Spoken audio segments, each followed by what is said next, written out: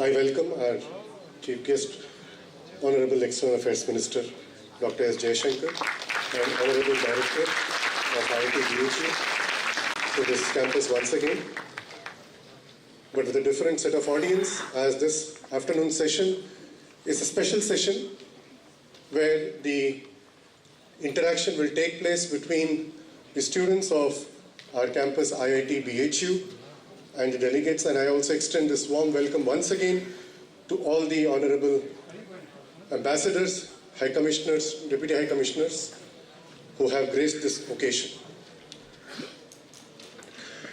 In the morning we had this Kashi Tamil Sangam, and now this is a session, as I said, interaction between the IIT students.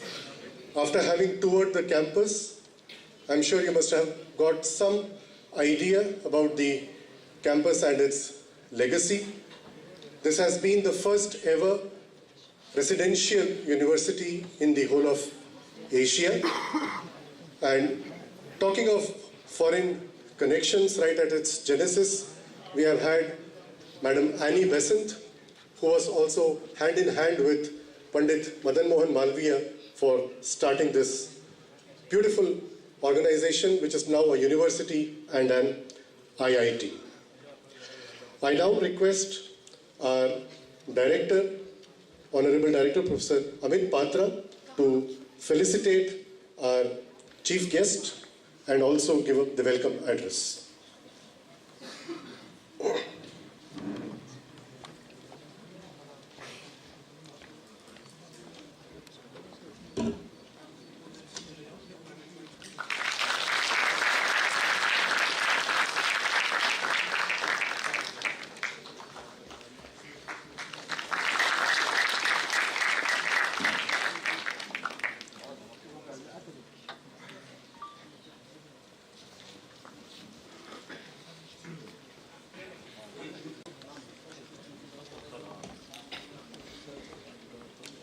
Honorable Dr. S. Jaishankar, all the heads of the missions from different countries, the Vice Chancellor, BHU, the deans, professors, and students. It's our great pleasure to have this kind of a function under the Tamil Sangamam period. And since the inauguration, every day we are having wonderful programs.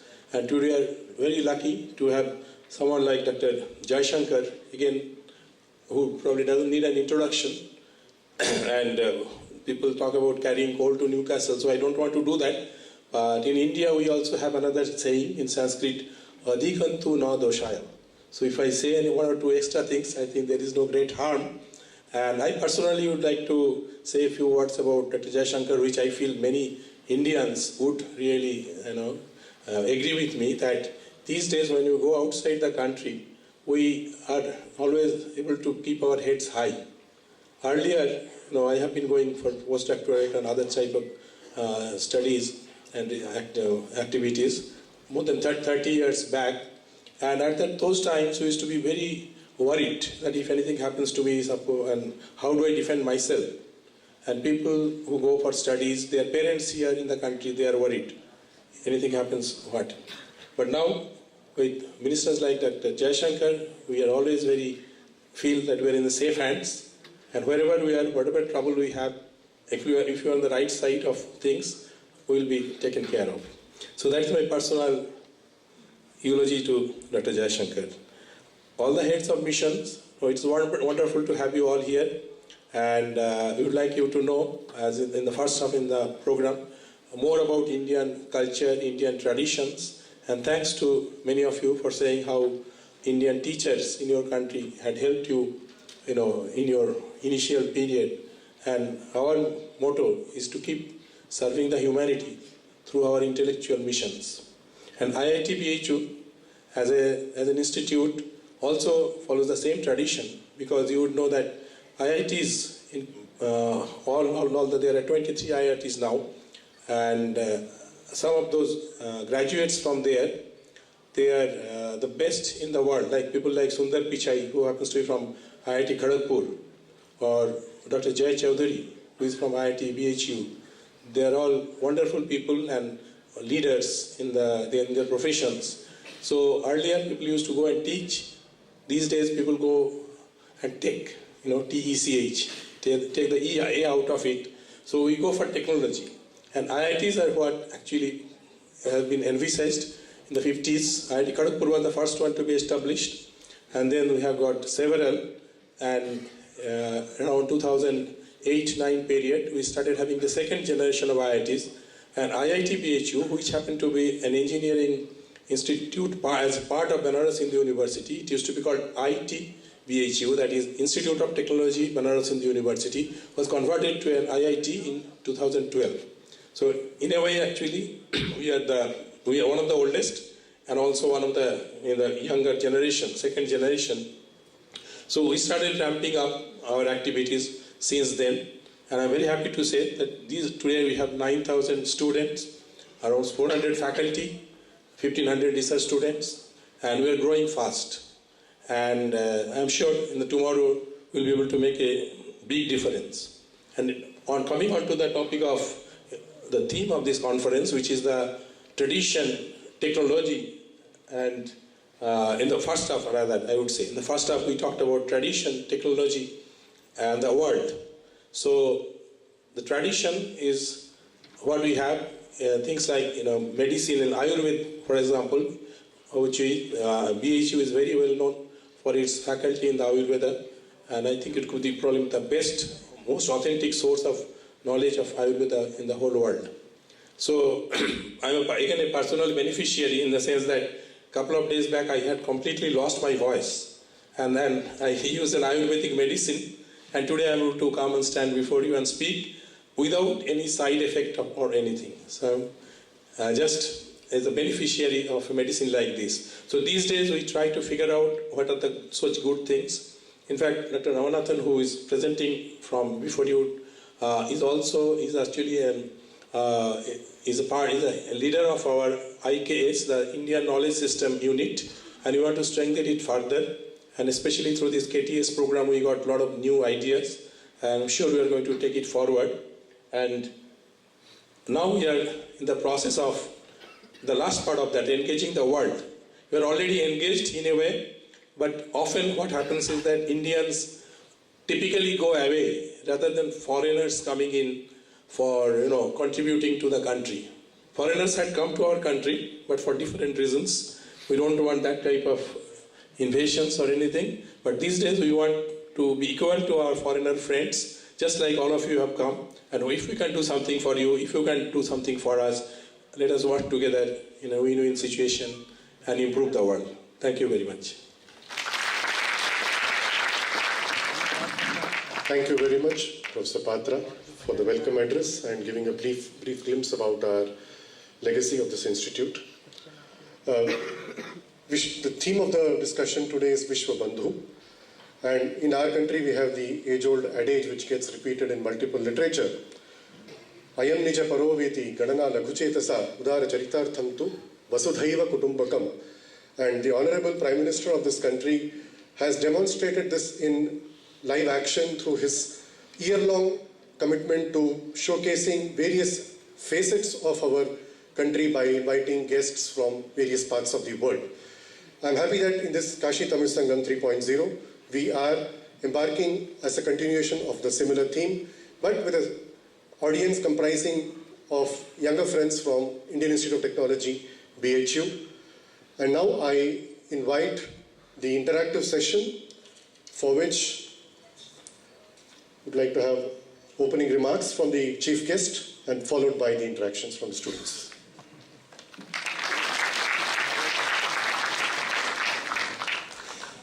Professor Patra, Director IIT, Vice Chancellor, Ambassadors, High Commissioners, most important students and professors.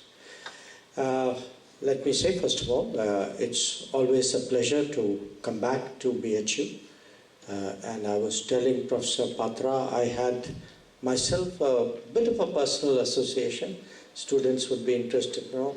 My father-in-law actually studied here about 80 years ago when it was not IIT, but when it was a previous institution as an engineering college. And I have many good friends of my generation who studied here as well. So there's a lot which is familiar to me. I'd seen pictures of a lot of the buildings which the Vice Chancellor was kind enough to take us when we were on a tour. Now, the particular occasion which has brought us here, as you all know, is the Kashi Tamil Sangamam. And in many ways, to do that in a university and that too in the company of students studying technology, I think is very appropriate. Because what many of you would have heard Prime Minister Modi say again and again, that nation building requires respect for both tradition and technology. And the two are not opposing concepts. Technology is, in many ways, when we say technology, we are looking at the way forward. But tradition is what we draw from as we chart that way forward. In many ways, it defines us, it defines our attitudes, it defines our thinking, it defines our personality as well. And I would, there would be a completely different, I think, to talk about the Indian knowledge system is a subject into itself. But I would only say, even in approaching technology, we are shaped very much by traditions. And part of the reason, when you look at it, and I ask the ambassadors particularly to reflect on it, see how quickly the Indian public has embraced digital technology.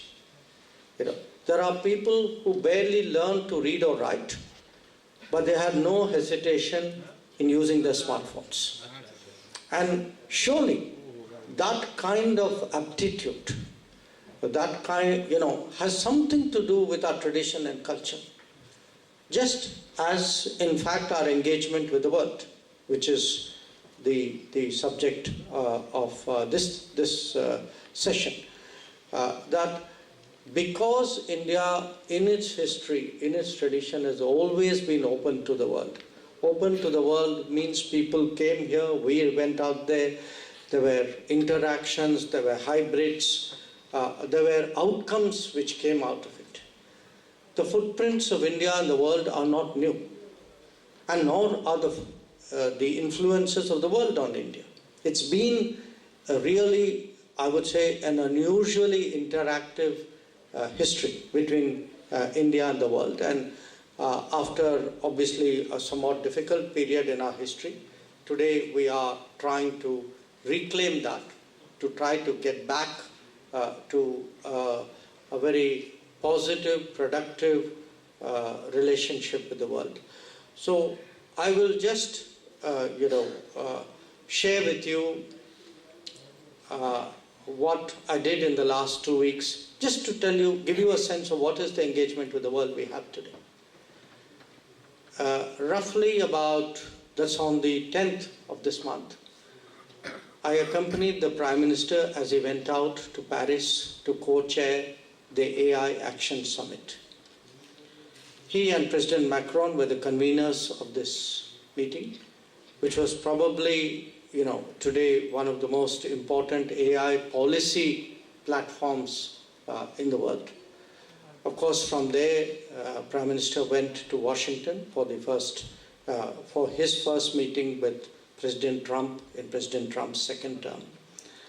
I thereafter went back to Europe to a very important conference, annual conference there called the Munich Security Conference, which was really discussing the key issues, not just of security, of larger directions which the world was going. Then I went on to Oman to meet foreign ministers and policymakers of the Indian Ocean region. A very large number of my colleagues were there.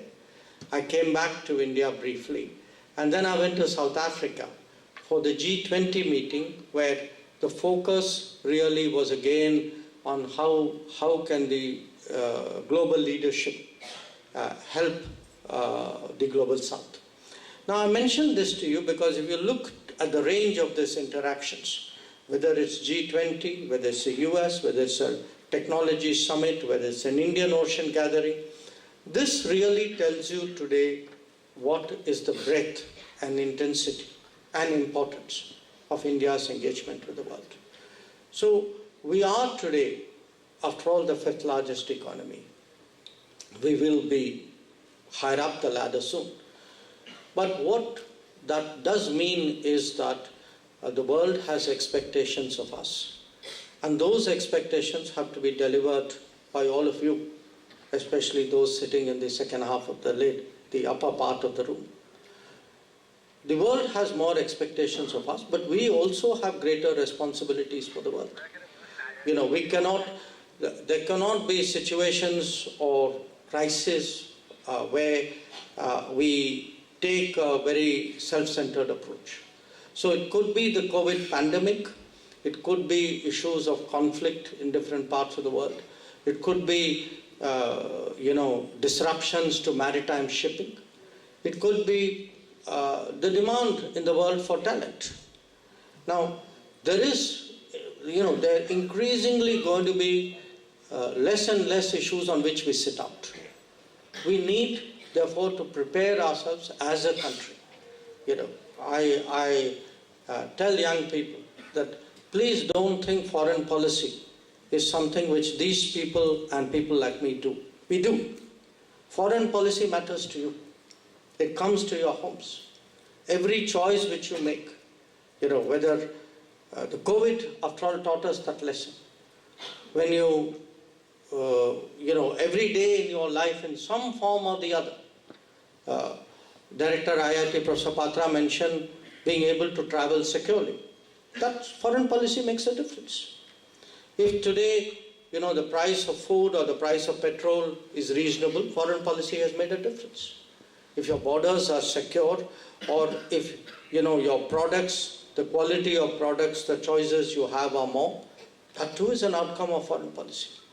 So, do get ready. Do prepare yourself for a world of greater globalization, a world of greater technology. After all, you are in the IIT. And for a world where you will hold your own, and that you will do by knowing who you are, by honoring and respecting your traditions, by developing your own collective persona. So these were some of the thoughts. I am very pleased today that I have a number of ambassadors who are joining me on this trip. I thought it would be nice for them to see parts of India outside Delhi. They do see it, but not all of them naturally and regularly come to Kashi. So, and not all of them would necessarily go to a university. So I think their presence here is also, to me, added value for this event. If there are things you wish to ask them, please feel free. I'm sure that they will be happy to share their knowledge and experience as well. So perhaps I could end on this note and we could have the question and answer session. Thank you. Thank you very much, Dr. Jaishankar. Perhaps in you it's not an exaggeration if I say we have the combination of a bureaucrat as well as a minister, and that's well reflected with the elan and panache with which you deal the international interviews, and not to say there are many fans following for such kind of replies that we have had. Now, as the minister has laid ground for the interaction, we have collated the questions from our students. So I will be requesting those who have the mic, as and when I say the name, please stand in your place and the mic will be reaching you. Manav Mehta from the 4th year Electrical Engineering. I request the mic bearers to be spread in the hall so that we don't waste time in just moving the mic. Yes, Manav Mehta. Respected MEA, so the idea of Vishwa Bandhu is deeply rooted in our culture, but how do we promote this idea globally? Like, is it through media and cinematography, or are there any other ways? I think you have to do all of it. You have to promote it through media, through diplomacy. But most of all, you have to act like a Vishwa Bandhu. Vishwa Bandhu meaning friend of the world, friend or partner to the world. And you know, when I was giving you my catalogue of activities for the last few days, yesterday night I addressed a conference of medical, you can say tourism, or medical industry, of people who come to India for Heal in India, or people who are benefited by Indian medical or pharmaceutical or institutional support. I was myself, struck by how active we have been across the world in terms of, support in the health sector. When I look at disaster situations, rescuing people, or going for earthquakes or that kind of disasters, or I look at contributions we make, or sometimes even just standing up for other people. We had the president of the AU speak up at the G20. Now, the fact was Africa had been continuously promised a seat in G20, but it didn't really get done till the G20 came to India because nobody was willing to make a fight of it. So I think, so everybody will say we are a friend of the world. You have to act like a friend of the world. And the world has to believe you are a friend based on what you do. So I regard it in a way as a direction, as an outlook, but it's also a goal. You have to keep challenging yourself that, are there things I can do for the world which will make it a better place? Thank you. Thank you. So it's not just technology, but even our foreign policies are governed by the tradition, because we say manasyekam, vachasyekam, karmanyekam mahatmanah. So it's not mere lip service, but the unity in thought, word and action that what makes an impact. Ms. Muskan Priyakant Rawat, she hails from the 5th year Industrial Chemistry. Respected MEA, my question is, what opportunities are being created for the youth so that they can learn about the cultures and ideas, helping them to develop a sense of brotherhood for the future? Well, the Kashi Tamil Sangamam itself is an example. I think today there's much greater awareness among young people about our traditions. And I've lived a very large part of my life abroad. And I've seen many societies which have not been able to pass that down to the younger generation. that the younger people are disconnected from their roots in many ways. It's not something I would like to see in my own country. But here's the interesting bit.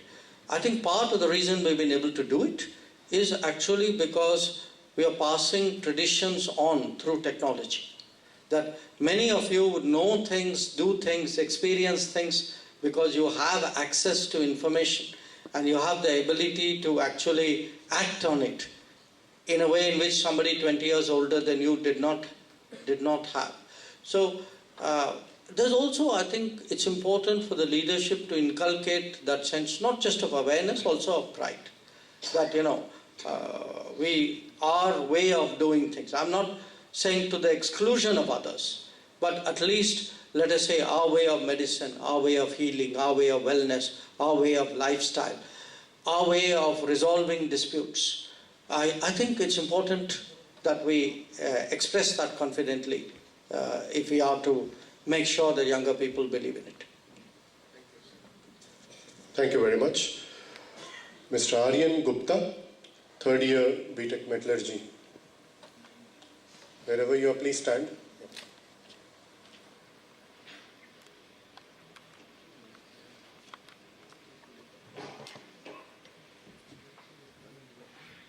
Hello, sir.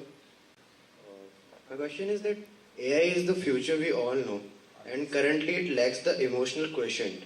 So, as India offers an unparalleled wealth of data across languages, cultures, and ethnicity, and all socio and economic backgrounds, so what steps government should take to harness this diversity and help countries in the development of AI, uplifting the emotional quotient? I would urge you to look or read what Prime Minister said at that AI summit in Paris, because one of the basic points he made is how to deal with the cultural bias in AI, which is partly what you are talking about. In that sense, India would be a very crucial player, not just because of our technology capability, but also because of our scale. That scale and diversity. That if you had the scale, but it was a more uniform scale, I think its value to AI would be less. What we bring to AI is one, the talent, two, the scale, and three, the diversity. And I think those three combined together would actually deal with this. If, by the way, any of you has anything to ask any of the ambassadors, please feel free on your behalf. Yes, so the questions can be even addressed to the various ambassadors who are amidst us. So please make use of that opportunity as well. Mr. Raja Bhavesh.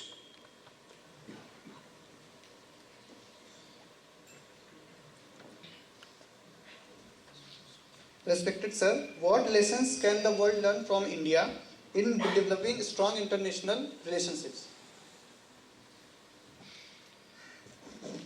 I don't think it's a matter of world learning lessons. I think we are an old civilization society. There are habits and attitudes and practices that we bring to bear, and many others do as well. I would rephrase what you are saying, which is, I think we need to contribute more confidently, more strongly. And if we do that, the value of that contribution would be recognized. But equally, I think we need to be sensitive and aware of the contribution of others. That, it's just as we feel that sometimes not enough justice is done to our viewpoint. Remember, there would be others who would be having a similar feeling as well. So a lot of what we are trying to do is not just change, one part of it is to change the power balance in the world. I think the more difficult is to change attitudes so that it's a much more consultative and you can say a democratic world, much more collaborative world, in which obviously we would like to do our fair share and more. Thank you, sir. Ms. Ritik Mittal, Mr. Ritik Mittal, who comes from the mining engineering, 4th year. Hello, sir. My question is, as we embrace Vishwa Bandhu, how can we ensure global engagement?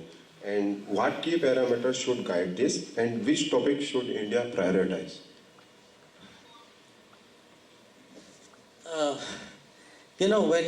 First of all, the world is a very integrated place. It's not like you do politics, economics, energy, technology separately. It comes often seamlessly and as a package. So it's very hard to necessarily pick. Obviously there are some countries have greater priorities. But again, think back today. If we are, the fifth and, fourth, third largest economy in the world, I put it to you the other way around. Which part would you not engage the world? Which domain is it which is not globalized anymore, where you can feel that I can handle it only at home? I would suggest to you none. That every part today of what we do, every dimension, every facet of our activities somewhere has some kind of global external dimension. Look, again, the key part, the whole concept of Vishwa Bandhu, it is not, it's not rocket science. The whole idea is how can a country maximize its friends and minimize its problems. It doesn't happen by itself. It just doesn't also happen only by being nice. It will happen if you are prepared to do more. If people remember you as standing up at that moment of a problem or a crisis. Or if you say, okay, I'm sort of trying to find a way out of a difficult situation. So Vishwa Bandhu is not a passive concept. It requires actually to be credible. You can have no enemies and be irrelevant. If you are relevant, there will be, of course there will be some problems accompanying it.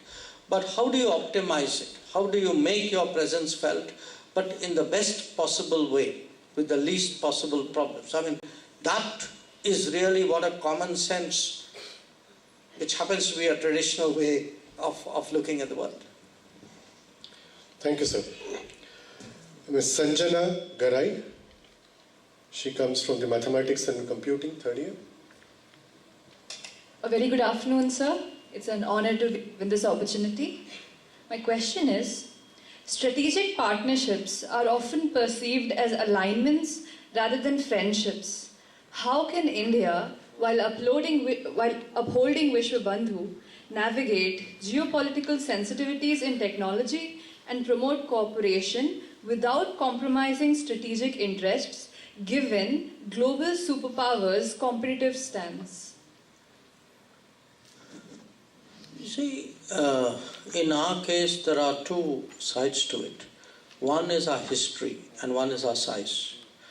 I think as a country which for many years was ruled by a foreign power, there's a great deal of sensitivity about independence. That we don't want to get into a situation where you are again ever tied to another foreign power. You don't want them to get too much influence or too much of a say on our decision making and choices.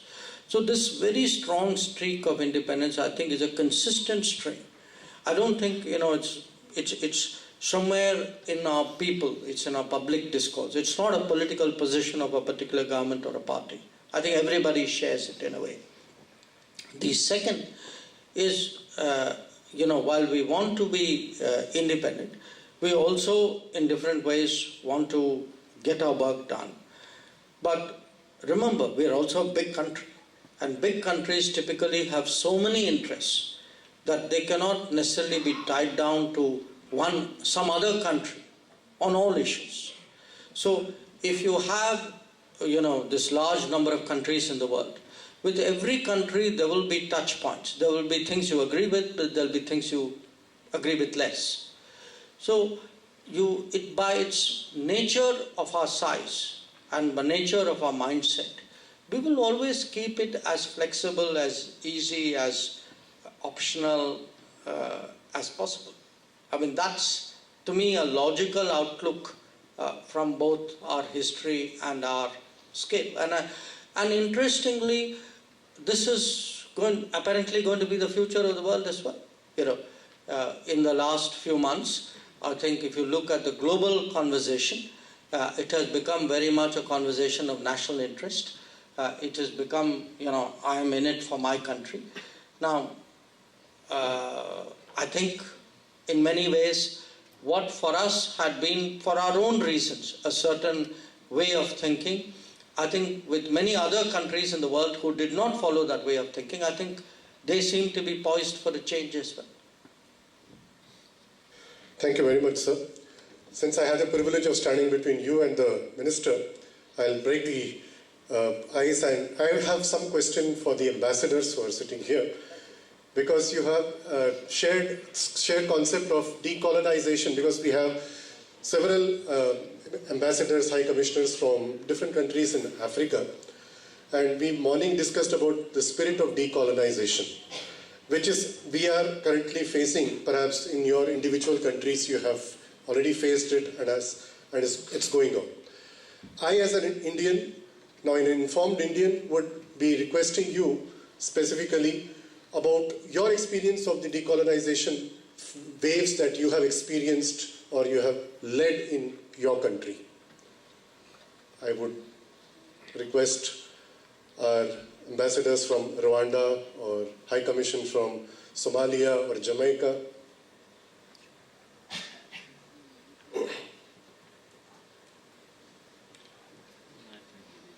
First Jamaica, and then we'll come to Rwanda. Thank you for raising that all-important concept raised earlier. I would say that the process of decolonization hasn't quite taken root. I think that more ought to be done. When you think about what it would entail, the colonial legacy, if you will, is deep-rooted and subversive. It's ubiquitous. And to get that out of the system requires a lot more than is presently done. Because if you take the case of Africa and Jamaica and the West Indies, you're looking at over 400 years of a extractive, exploitative process. Now, how do you undo that? It is not a simple question of putting together a series of remedial actions. It takes a lot more. What I do believe is being done is that we're seeing greater collaboration between these countries. We're seeing a push towards the Commonwealth to redefine itself and to make itself more relevant. And I see India playing a major role in that construct. Certainly, COVID taught us some measure of interdependency, and we saw how India rose to that challenge in superlative fashion. And we, again, I believe on behalf of all of us, would like to express heartfelt gratitude for the support we received from India during that very trying period. But I think that we could concert among ourselves to truly fashion a way forward. When you talk about slavery, there's a question of reparations. And that's a very touchy subject which nobody wants to talk about. But it's still very real. What do reparations look like? Is it just simply a repayment? I don't think so. So I would be interested to hear what the Honourable Minister's perspective is on that. Can I make one quick comment before, of course, we toss the ball back to the ambassadors? Rather than frame it necessarily as decolonization, today we have a concept which has struck a chord in India. It's in Hindi, it's Atmanirbharta, which loosely translates into a kind of a self-reliance. But a self-reliance not so much like you make everything in your own country for yourself, but more like a self-confidence. You're proud of what you have. You want to, bring forth your traditions and your heritage.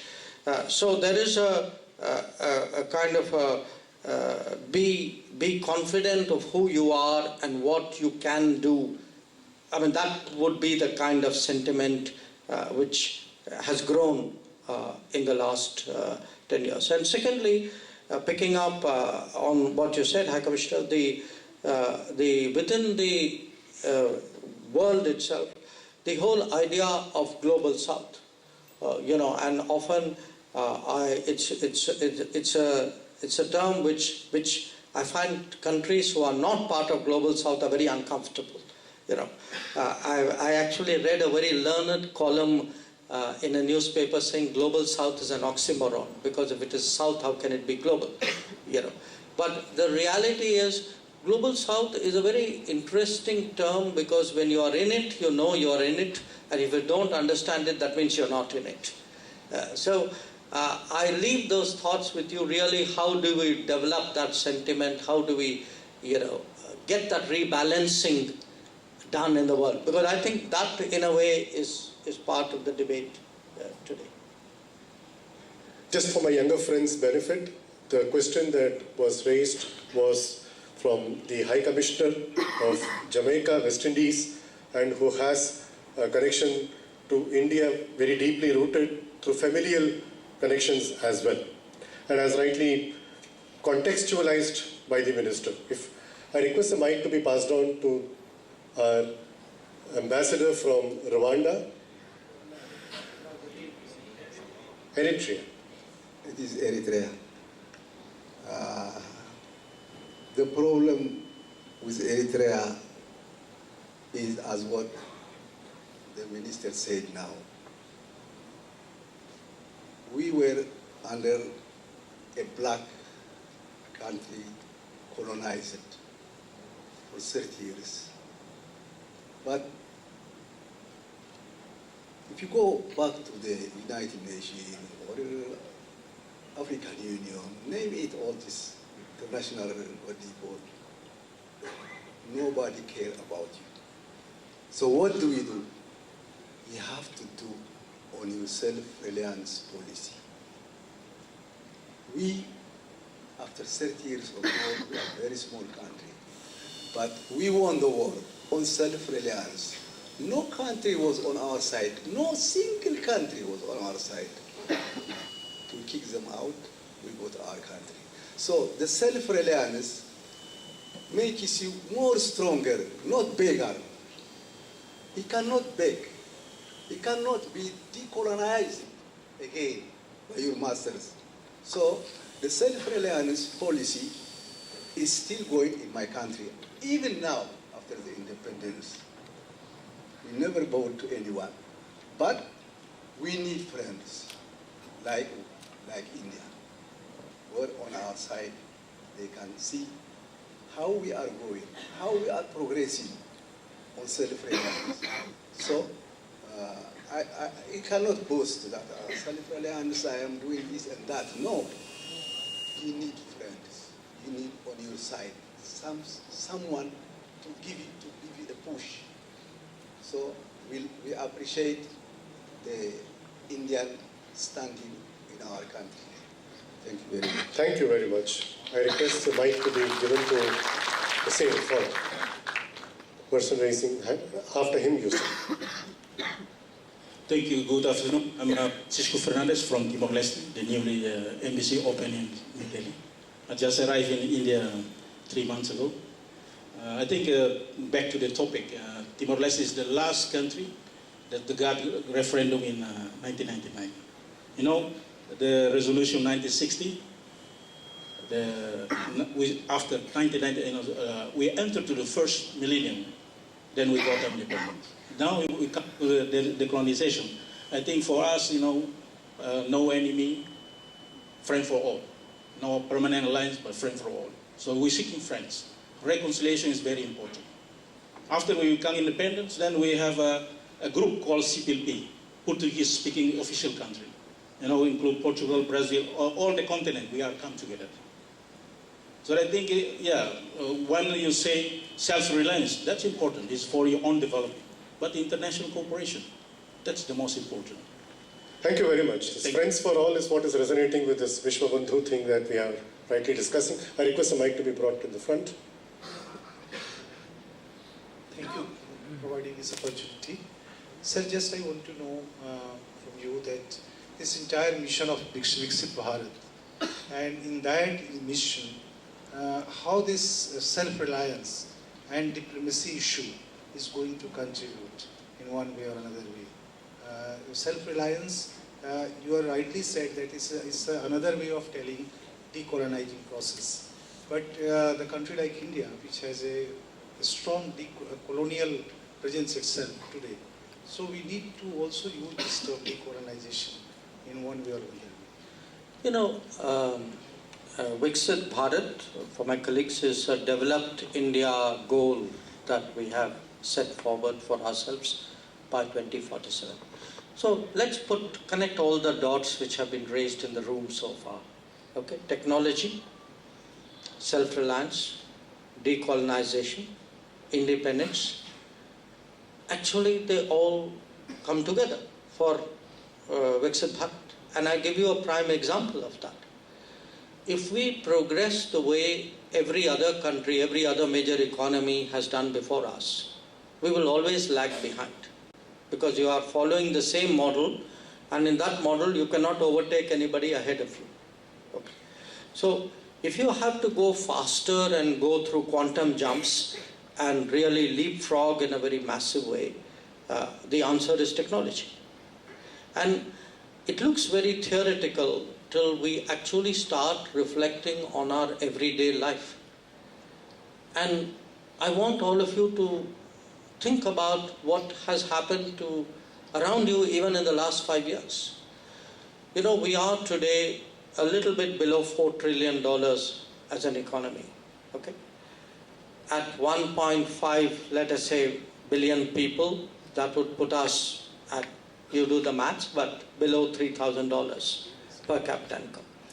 Now, if you had gone around to any economics class anywhere in the world and told them at $3,000 you can make a social welfare state, they would laugh at you. And yet, in that very conference yesterday which I attended, I was told that 730 million of these Ayushman Bharat health insurance cards have issued in this country. 730 million. I'm part of a cabinet which sanctioned nutrition support every month for 815 million people. Just look at the scales of this and ask ourselves, how were we able to do it? You know, why is it we today don't even think about doing things by the hundreds of millions? I mean, look even at COVID. You know, if everybody had the 2 doses and most of the country was, I mean, we did something like 2.3, 2.4 billion doses. And almost everybody in some form was told, your dose 1 is available in this period at this place and you're now eligible for your dose 2. Now, it has shown you what happens when you take that technology, but you have the confidence, you have the creativity, you have a different way and a different ambition of applying it. And then you can actually manage to do something on a scale, in a manner in which probably even the people who thought of it, the technology or the practice in the first place, didn't know. I mean, we speak today of digital public infrastructure. I mean, the digital existed before us. The infrastructure existed before us. We were just the guys who applied it on a scale which nobody else had ever done before.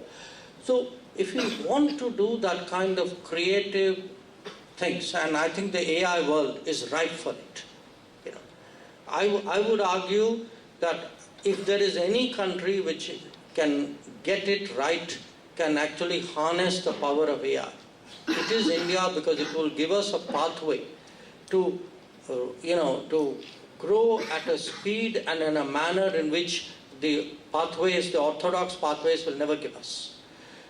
And to do that, you need confidence. So the missing piece, the X factor in all of this we come back to, is who are we? You know, Who are we?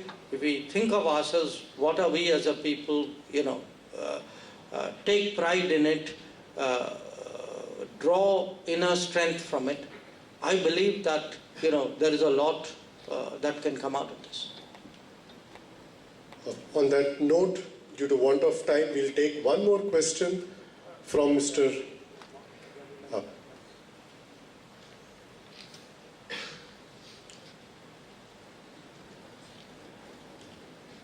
Thank you very much, Excellency Minister. This is Peter Mujiri, High Commissioner for Kenya. I wanted to say we need to agree more in terms of India became independent in 2047. There are very many other countries that became independent thereafter.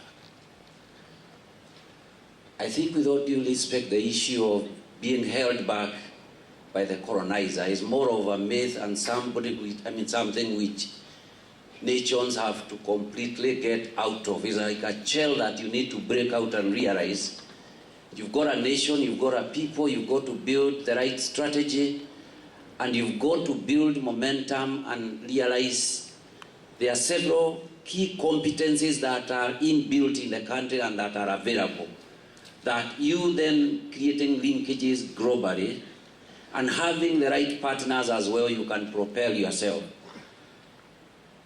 As an economist at a banker, I was here in India in 90s, 2000, and I can tell you what I see now is the whole factor around the leadership and people who know where they really must get to. And some of the capabilities which are available for me as a High Commissioner is an issue of look at them, what is possible to create a collaborative approach and then you also become disruptive at the local level. Let me say that from the African setting, it's not a resource issue. Perhaps we need to look more in-house, because when we say India and technology as well, you find that, for instance, Kenya, we invented the mobile money. The mobile money transfer is an invention, Kenya. The tech side in Kenya, despite we are an African country, we have a lot of linkages and we are not lagging behind. I'm trying to say, Mr. Minister and Honorable Excellencies, is no longer a factor of we were colonized.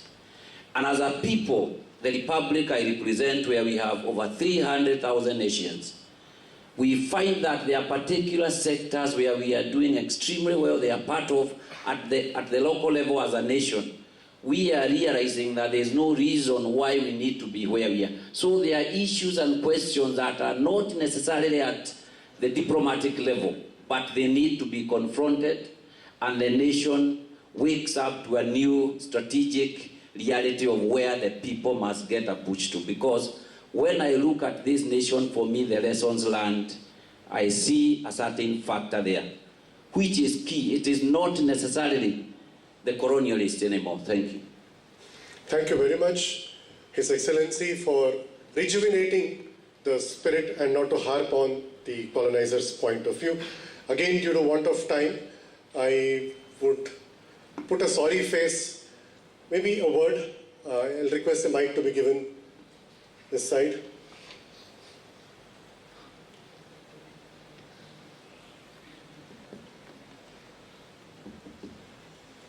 Thank you very much. I represent the female side, so I thought I would say something. I will try not to take long. I would like to thank the Honorable Minister for this invitation that has brought myself in the environment of the university for which I worked in so many years. Honorable Minister, I would like to thank you and the government of Honorable Modi once again for walking the talk and facilitating AU joining the G20. Africa will not get tired of thanking you for what you have done. This is an opportunity that I don't want to miss. Thank you so much. Thank you very much. As I end, I want to support my brother because from Kenya, because I had it on my notes. that I have said this before, I have written it wherever I have a chance, that for how long are we going to blame our colonizers for our backwardness? Africa, for how long?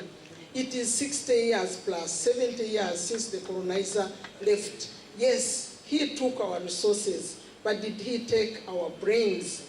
Why don't we take the destiny of our country, as my brother said, and vote ourselves? That is why we associate ourselves. And as the Dean said, we need friends.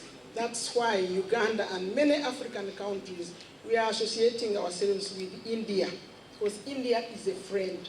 India understands us. India was where we are not too long ago. So we believe we are on the right path. Thank you, sir. Thank you very much, Your Excellency. Just to wind up, we will take one question from our student, Ravi Kumar. Ravi Kumar.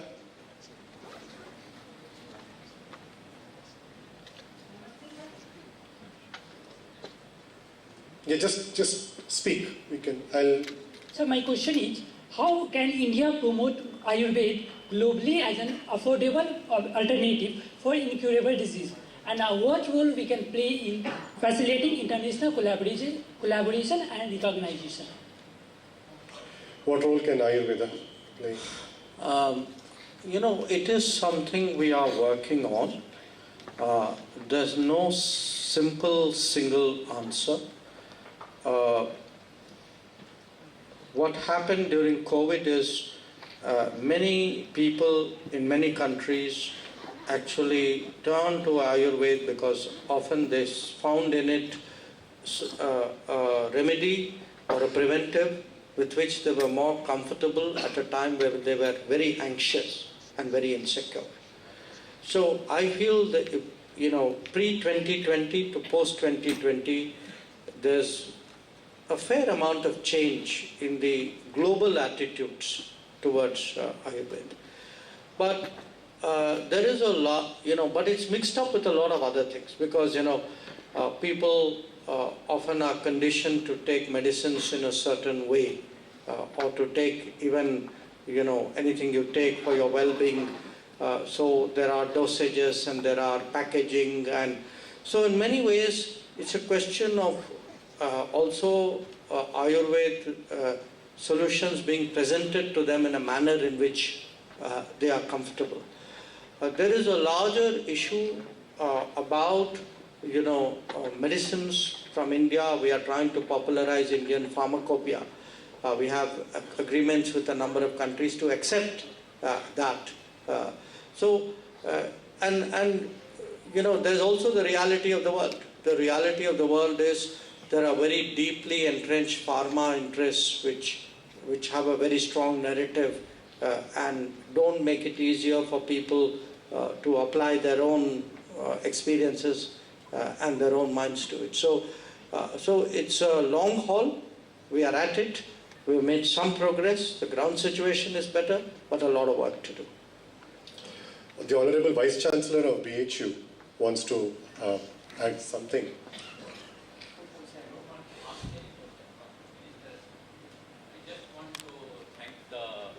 All the dignitaries who have visited here, and this time it was really very short. You couldn't spend a lot of time with the BHU. So I invite on behalf of IIT, BHU and BHU, please do visit BHU with your own time, interact with our faculty members, students, and I really extend my heartfelt thanks to all of you for your time and patience. Thank you. Thank you very much. Thank you very much, sir. You made my job easy to thank. With that, since you have expressed your desire to visit university, this may be not the last time. We extend this welcome once again. On that note, I thank everybody who has given the time here and have had active participation. I'm sure there are many more questions, but we'll have our minister visit us once again on a different theme where we can interact with him more. Thank you very much, sir. Thank you very much. I request the students to be seated before they leave, and they leave the hall after the dignitaries leave.